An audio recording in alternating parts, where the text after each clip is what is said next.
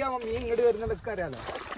കിടക്കണ ജി, ആ കിടക്കണ ജി, ഈ കിടക്കണ ജി, ഇത് കണ്ണനാ തൊട്ടോക്ക്. ഇതാ അവിടെ പോയോ ചണ്ടില് കണ്ടിട്ട് അളക്കാതിരിക്കണ അതാണ്. നേരെ വെള്ളത്തിലടിക്കാൻ പോയി. ഈ ചണ്ടി ഇവിടെ നിന്ന് മാറ്റിയപ്പോഴല്ലാണ്ട് ഇത് ഇതിലടിയിൽ ഇനി മീനുള്ളതാണ്. അതാണ് ഈ ചണ്ടി ഇളക്കാതെ നിൽക്കണം. അല്ലാതെ നമ്മൾ മറ്റു ചണ്ടി കയറ്റണ ഇതൊക്കെ കയറ്റിയിടൂല. ഇത് കയറ്റിയിടാതിരിക്കണ മീൻ ഉണ്ട് എന്നുള്ള ഉറപ്പുണ്ടാ. ഈ ചണ്ടിയിൽ മീനുണ്ടാവും, ആ കിടക്കണ ചണ്ടിയിൽ മീനുണ്ടാവും. അതെ, പിന്നെ അപ്പുറത്തെ ഇതിൽ വേറെ മീനുണ്ട്.